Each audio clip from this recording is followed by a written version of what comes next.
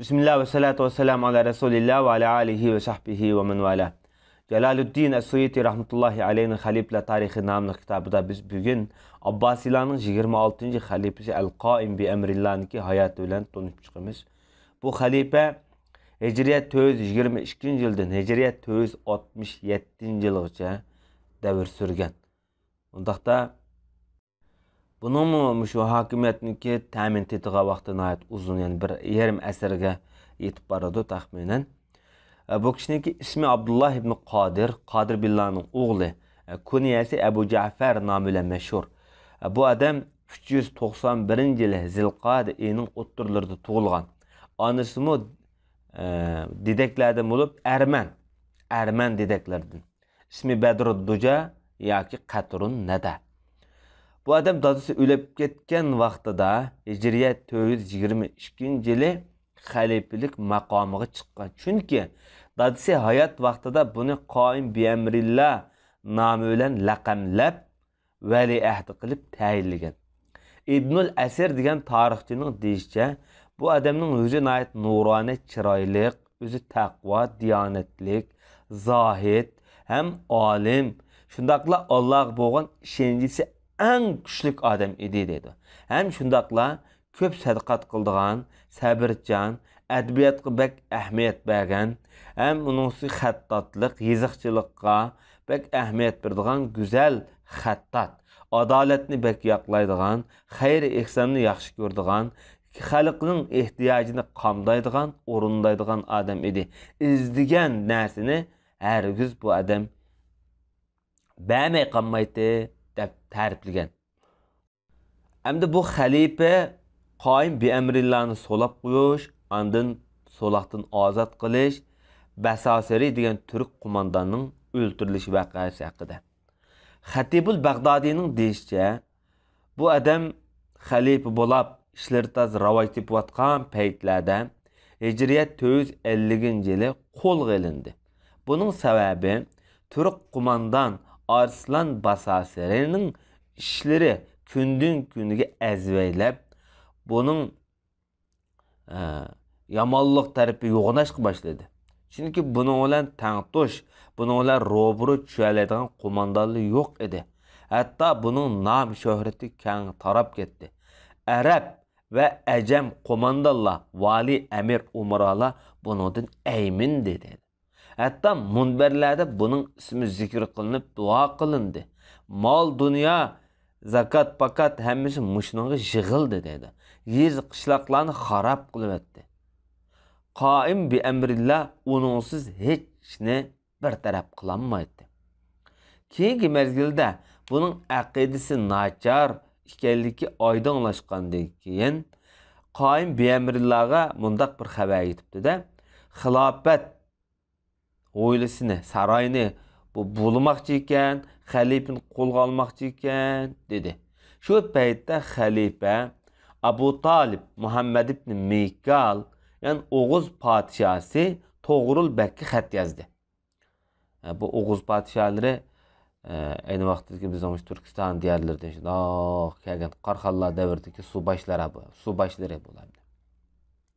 Şu paytda hamda bu Seljuk Türkleri nayetde şu Xorasan ilini qo'lga olgan Mavra an-Nahr Xavarizm tarafini qo'lga olgan paytlar. Şu vaqtda To'g'rilbek raydi ekanda buni darhol keling Bag'dodga deb şu xat yozdi. Andin Basasirininki uylarini ko'ydirib tashladi. To'g'rilbek Hicriyet 447-yili yetib keldi. Basasiri rahbadiga o'rin qaytib ketdi. Rahba bugungi kunda Iroqniki Kupidagi bir o'rin hamda. Bu yerda Basasiriga nurg'un turklar qo'shilib ketdi. Hatto Misrning ayni vaqtdagi valisi, xalifasi buni mol dunyo bilan ta'minladi. Yanalbek To'g'rilbekniki oksi ya inisi bo'ladi. To'g'rilbek bilan bu huquq talashayotgan paytlar. Buning bilan mu xat aloq qilishdi. Çünkü Toğrulbek qarşı saladı bunu. Hatta Toğrulbek xat nima, Yanalbek xat yazıp Toğrulbekninki mensibini muşnunga bermez deb tama qıldırıp qo'ydi. Çünkü halife bunu çakırıp ekilip bütün emiril umra leşkergahga bunu çok başlık kıygan Toğrulbekni.